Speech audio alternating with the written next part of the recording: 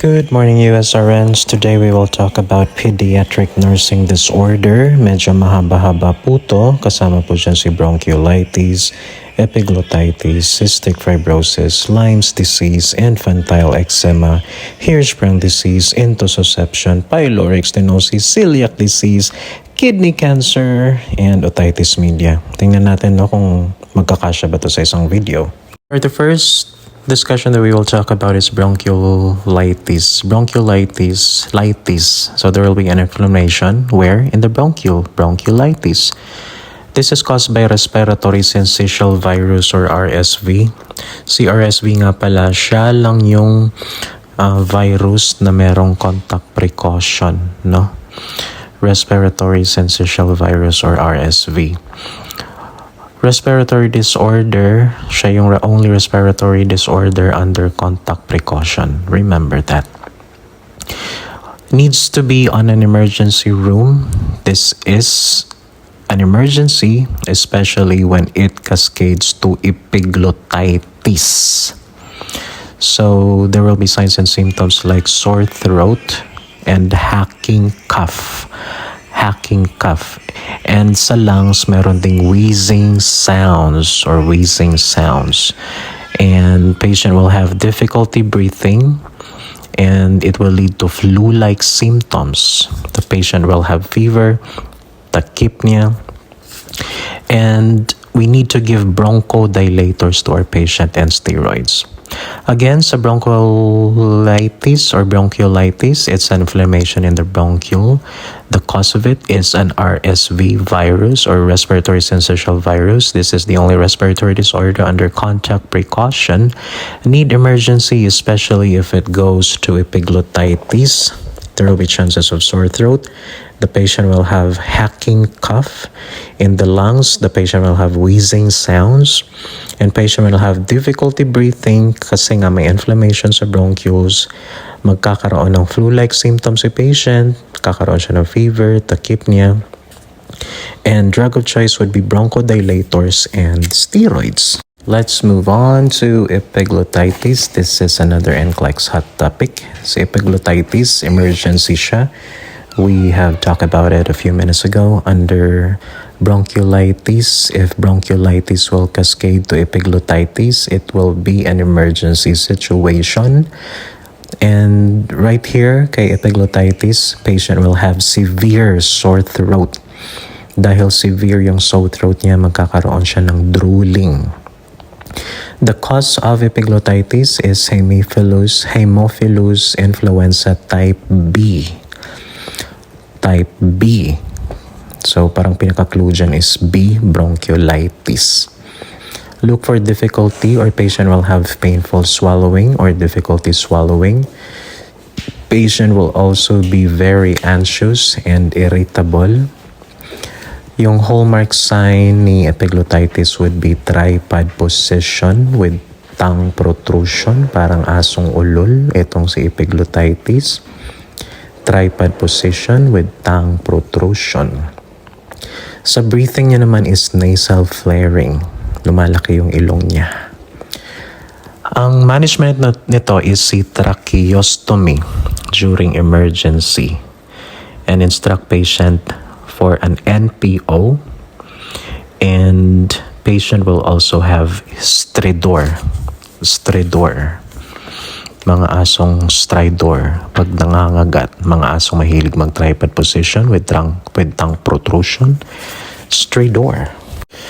Alright, we'll talk about cystic fibrosis. This is another NCLEX hot topic. Cystic fibrosis, also known as mucoviscidosis. Once you have cystic fibrosis, forever. This is lifetime. So pag tinatanong kayo, meron bang forever? Meron, si cystic fibrosis. Ang signs nito, patient will have salty tasting skin. Nakatikim na ba kayo ng salty tasting skin from kids? Malamang meron siyang cystic fibrosis. Bakit nagkakaroon ng salty skin si patient? Because this disease targets the exocrine glands. Exocrine glands, there will be an increased function of exocrine glands for our sweat glands. It also increases the production of mucose, increased mucose production, and carriers nito are both parents. This is an autosomal recessive disease. Si exocrine glands, magkakaroon siya ng increased function, diba? It will dislodge to organs. It will dislodge to lungs, intestine, and reproductive system. Kapag magdidislodge siya sa lungs, si patient magkakaroon siya ng emphysema. That will lead to pneumonia. That will be the cause of death. Cystic fibrosis, if it dislodge to lungs, it will lead to emphysema. That will lead to pneumonia. That will be cause of death. Kapag mag-dislodge naman siya sa intestine, it will lead to malabsorption. So patient will have malnutrition. Kapag sa reproductive system naman, magkakaroon ng delayed growth and development. So, yun yung triad sign for increased exocrine gland malfunction. Sa lungs will lead to pneumonia, intestine, malnutrition, and reproductive system, delayed growth and development. It also affects the liver. Kapag merong onset sa liver, that will lead to bleeding. Kapag sa pancreatic enzyme naman malabsorption, that will lead to fatty stools. So dito magkakaroon din ng decreased insulin production.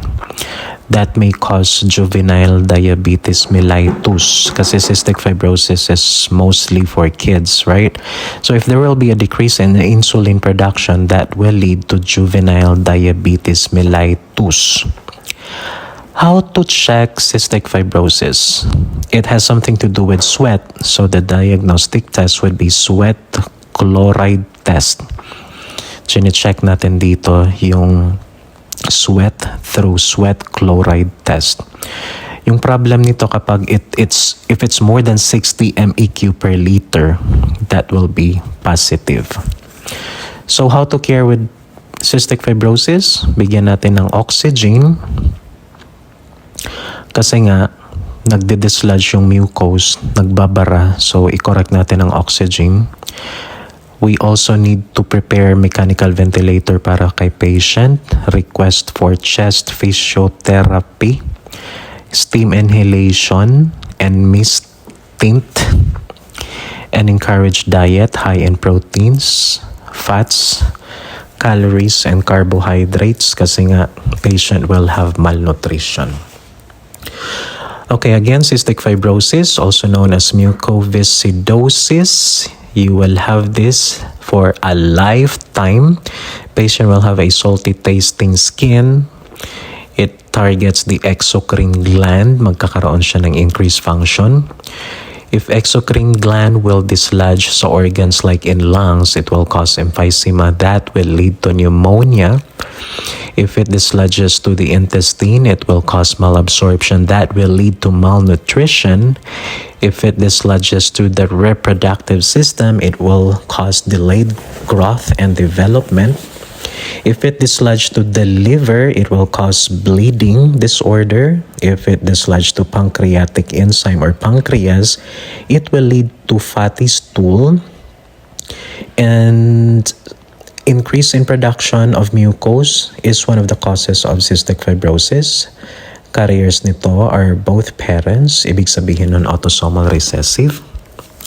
Ayan, so pagdating naman sa pancreas, kapag merong insulin production or a decrease in insulin production, that will lead to juvenile diabetes mellitus. Mababa yung insulin production niya. That will lead to juvenile diabetes mellitus. A test to check cystic fibrosis would be sweat chloride test. If it's more than 60 MEq per liter, that's gonna be a positive result. So management, oxygenation, mechanical ventilator, request for chest physiotherapy, steam inhalation, and mist tint. Encourage diet high in protein and fats, calories, and carbohydrates. The next discussion would be Lyme's disease. Ano ba si Lyme's disease? Ito ba yung lime sa juice? Lime juice? Ito po yung lice or deer tick bites, kagat ng kuto ng deer. You'll get it from causative Borrelia burgdorferi. Borrelia burgdorferi. Common siya during summertime, especially in woodland areas. Woodland areas. Hallmark sign is bull's eye rash. NCLEX term is erythema migrans. Hallmark sign ni Lyme's disease is bull's eye rash. Kapag pumunta ka sa woodland during summertime, kapag nagdi-deer hunting ka, siguraduhin mo na ma-bullseye mo si deer para mamatay, para ma-hunt mo. Ang deer, mahilig sila mag-migrate from one place to another. NCLEX term for bull's-eye rash is erythema migrans. So, once patient will have Lyme's disease, magkakaroon siya ng body malaise, magkakaroon siya ng fever, magkakaroon siya ng sore throat. It will also target cranial nerve number 7. Magkakaroon siya ng Bell's palsy. Bell's palsy. Bell's palsy-7. Patient will have dysrhythmias. This is most dangerous. Lice or deer tick bites, dysrhythmias. Patient will also have polyarthritis. So kapag panay hunting ka ng deers, magkakaroon ka ng polyarthritis niyan. Patient will have to have sunscreen lotion with scent. Sunscreen lotion with scent. Yung off lotion, mga ganyan, para hindi ka atakihin ng deer ticks. And kapag pumupunta ka sa mga damuhan sa woodland area during summertime, you need to wear bright colored long sleeves para hindi ma-attract yung mga deer ticks na yan. And of course, the management would be antibiotics because this is bacterial. Example of that is doxycycline. Next one, we will talk about infantile eczema. Infantile eczema. This is for patient having atopic dermatitis sa skin. This is usually common during cesarean delivery. They are at risk for this because of the anesthesia, also from food allergies, some kinds of milk, especially those that are non-hypoallergenic, and say no to eggs. I mean, some milk, it's also common, and commonly, the cause of it is commonly from eggs. Merong extreme pruritus or total itch, pangangate, very extreme.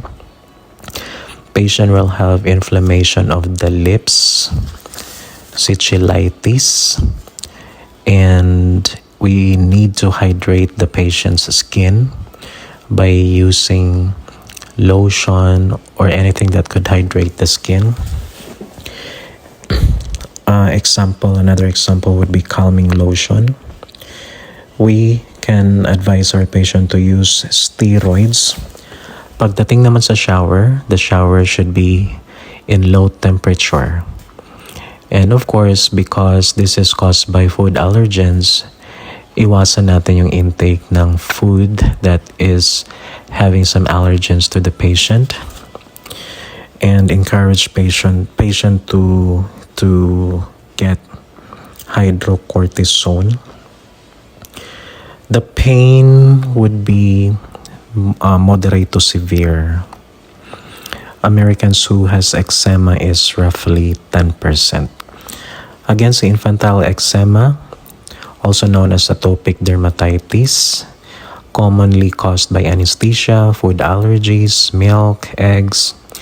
Patient will have an extreme pruritus. Patient will also have an inflammation of the lips, which we call cheilitis. And we need to offer calming lotion to the patient to hydrate the skin. We can administer steroids to the patient. Patient can have a low temperature shower or cold bath and avoid intake of food allergens. Encourage patient to have hydrocortisone. This could be moderate to severe. And Americans who has eczema is roughly 10%. Alright, next one that we will talk about is Hirschsprung. Hirschsprung the bright. Glionic megacolon. Hirschsprung disease. Ang glionic megacolon. Ribbon-like stool. Ito yung hallmark sign. There will be a large intestine peristalsis due to a ganglionic megacolon. A ganglionic megacolon, which is large intestine peristalsis. So kapag merong large intestine peristalsis, mataas yung peristalsis niya, patient will have ribbon-like stool. So si Hirschsprung para siyang para siyang flower girl na may ribbon sa ulo. So kapag maglalakad na si bride, kakantahan siya ng Hirschsprung disease, ribbon-like sa flower girl, or pellet-like stool. Dito, yung vomiting ni patient is stained kasi galing siya sa bile. Stained vomiting from the bile. Patient will also have abdominal distension. Tapos si patient, the patient's breath is foul odor, which we term as fecaloid vomiting, or patient will have fecaloid vomiting. Patient needs to undergo NGT as necessary. So again, si patient magkakaroon siya ng severe abdominal pain. Isa siya sa mga complication. Patient has to undergo temporary colostomy. So temporary lang. Pagdating naman sa diet, patient should have a high caloric diet and high protein. And patient will have to use endorectal pull-through. Endorectal pull-through. Non-functional segment of the intestine needs to be removed. Going to die due to infection or septic shock. So again, si Hirschsprung disease, there is an aganglionic megacolon, or the enlargement of the intestine or large intestine peristalsis. Dahil dyan si patient will have a ribbon-like stool or pellet-like stool. Patient will have a stained vomiting from the bile, and patient will have abdominal distension. So patient will have severe abdominal pain. Management for that is NGT as necessary, or patient has to undergo temporary colostomy. Patient will have or should have high caloric diet and high protein diet. Hirschsprung, pwede ka mag-high protein and high calorie diet. Utilize the use of endorectal pull-through. Hirschsprung. Non-functional segment of the intestine needs to be removed. The cause of death for Hirschsprung is infection or septic shock. Next disorder that we will talk about is intussusception. Entelescoping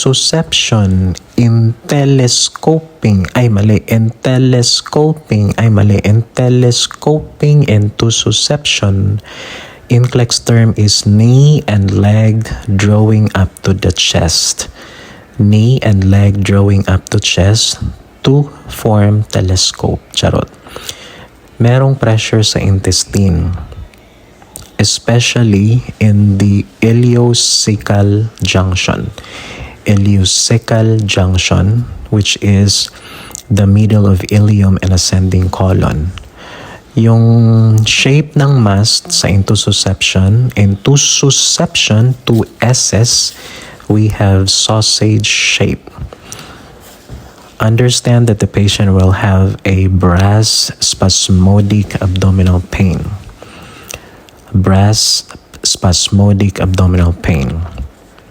Yung stool naman ni intussusception is current jelly. So habang nagte-telescope ka, habang kumakain ka ng sausage, yung tae mo after that is current jelly stool or bloody stool. Patient will have air enema. Air enema. This is a water-soluble contrast. One of the management.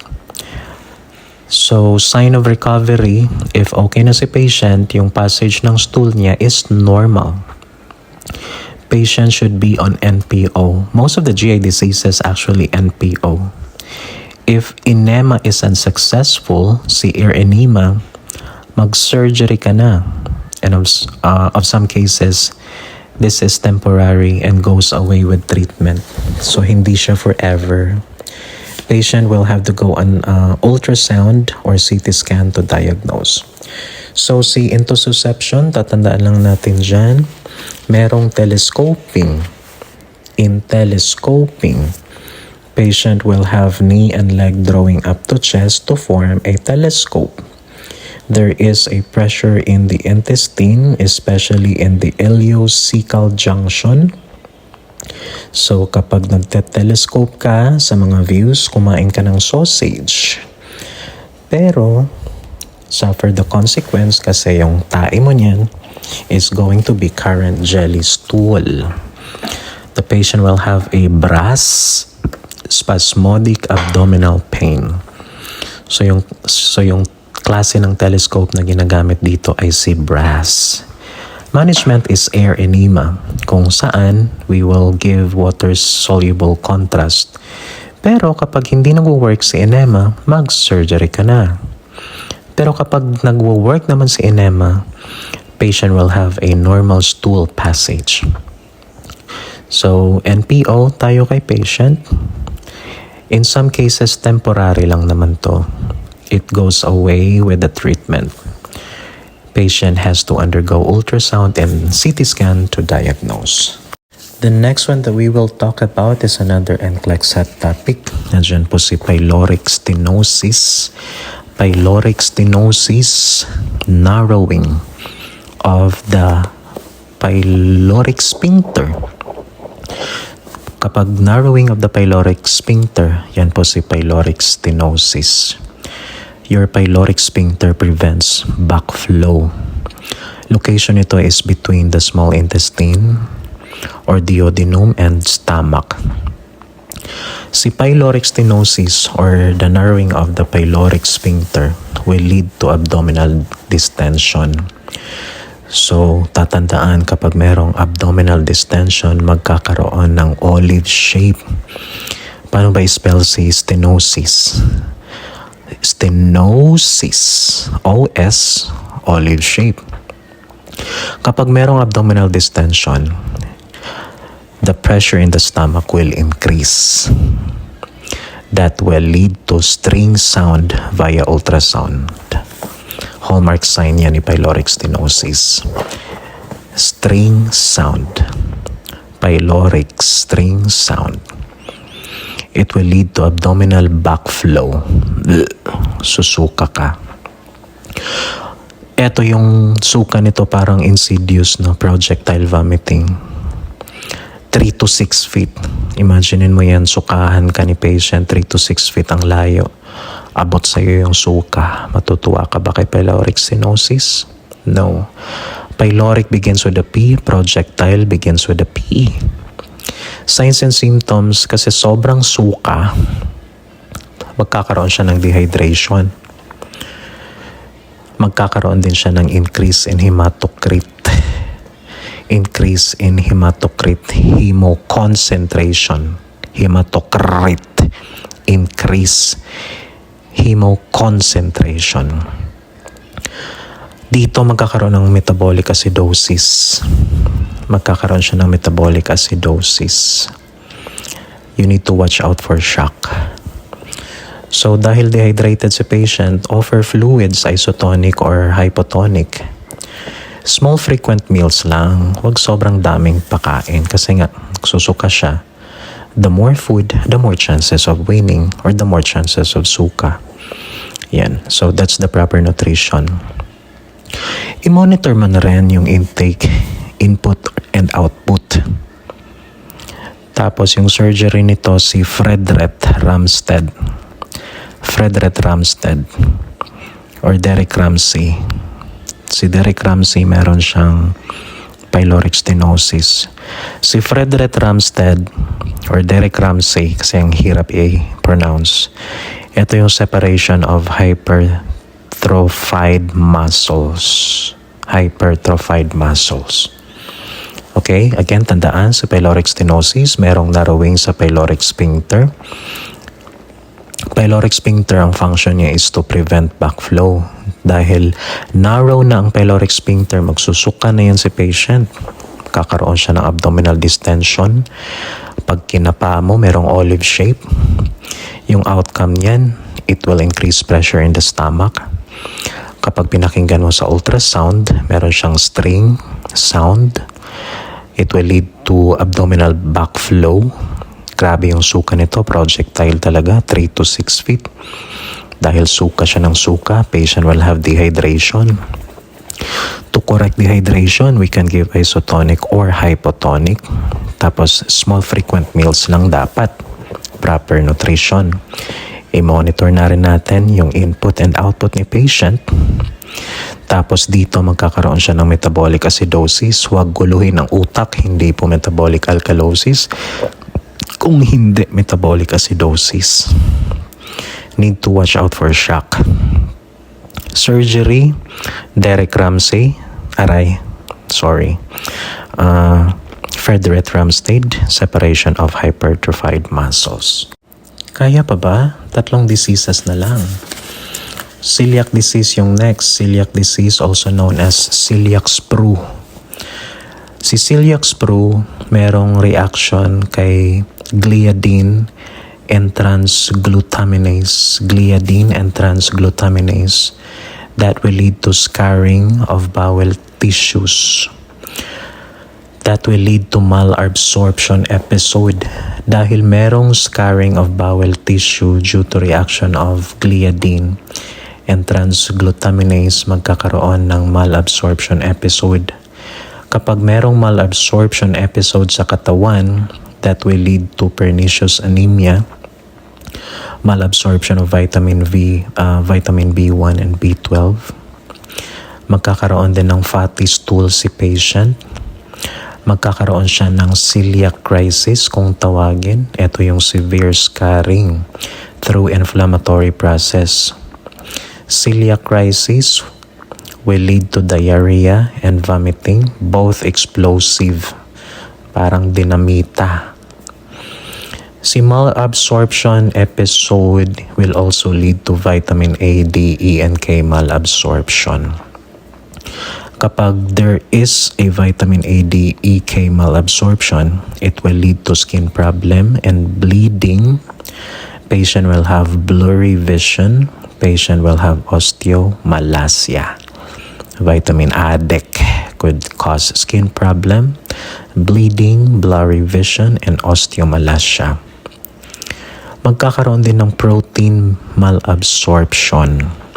Kapag meron namang protein malabsorption, it will lead to marasmus and kwashiorkor. You need to watch out for bleeding. If there is bleeding, report to the doctor. You need to administer isotonic and or hypotonic solution. Management for celiac disease, dahil meron siyang malabsorption of vitamins, we can offer patient to increase their vitamins and minerals, especially protein. I-avoid mo rin yung gluten foods. Ito yung browse, barley, rye, oatmeal, wheat, yung S, I forgot. Basta browse. Autoimmune to, and the exam would be blood test and biopsy. Kasi nga merong scarring of the tissues, so we can do blood test and biopsy. And support group. Our next one that we will talk about is kidney cancer known as Wilms tumor. Dito kay Wilms tumor or kidney cancer, magkakaroon ng increase in abdominal girth, increase diaper, increase abdominal girth, and increase diaper. Ibig sabihin, ihi ng ihi si pasyente, palit ng palit tayo ng diaper. Patient will have body malaise. Body malaise. Patient will have nephroblastoma. That's the other name for kidney cancer. Nephroblastoma. Kasi sa Wilms part of the kidney, nephrons, nephroblastoma. Encourage the parents not to palpate the abdomen. Also, do not use heat pads. Patient will have fever. The treatment for this one, because this is cancer, is chemotherapy and radiation. Patient is always restless, no? So again, sa kidney cancer, also known as Wilms tumor, there is an increase in abdominal girth and increase diaper. Increase in diaper kasi lalaki yung size ng abdominal ni patient. So, we are required to give an increased diaper size. So, hindi pala siya ihi ng ihi, sorry. Decreased energy, body malaise, patient will be restless all of the time. Other name for kidney cancer or Wilms tumor is nephroblastoma. Do not palpate the abdomen, please. Do not put heating pads, please. Patient will have fever. Treatment would be chemotherapy and radiation. That's it. The last topic would be otitis media para sa mga pedia. Ang outcome nito, meningitis, inflammation of the meninges. Ang location nito sa middle ear. Kaya nga media, di ba? Kasi middle ear. Ang infection nito ay galing sa bacteria. Meningitis is a bacterial infection. Staphylococcus bacteria. So through improper positioning, magkakaroon tayo ng problema dyan. Especially feeding the patient, kapag improper positioning, papasok yung fluid sa ears, pupunta sa middle ear. Dahil mag-stuck na yung fluid doon, titira ang bacteria, si Staphylococcus bacteria. Mamamaga ngayon ang middle ear, meninges, kakaroon siya ng meningitis. Infection nito sa upper respiratory tract. Yang si Staphylococcus bacteria na yan, titira siya sa upper respiratory tract. Ang risk nito, those are from parents who are heavy smoker. Kapag incomplete din yung vaccination mo, kasi nga Staphylococcus bacteria siya, you are at risk for otitis media. Dahil bacterial siya, dahil merong inflammation, patient will have fever and sore throat. Tapos yung discharges nito galing sa tenga, mabango ba or mabaho? Siyempre mabaho. Meron na ngang meningitis, diba? Meron na ngang inflammation. So yung smell ng discharge nito is very foul smelling. So paano ba siya i-inspect? I-inspect nyo yung bulging tympanic membrane. Yun yung hallmark sign. So kapag kinapa niyo si tympanic membrane, nagbabulge siya, namamaga. Yan yung hallmark sign ni otitis media. Otitis tympanic. Otitis tympanic. Siyempre, this is bacterial. We can offer antibiotics to the patient. Increase na rin natin yung fluid. Antibiotics could either be oral or drops. Kapag less than 3 years old, pull back and down. Kasi less than 3 years old, pull back and down. Kapag more than 3 years old naman, pull back and up. More than 3 years old, pull back and up.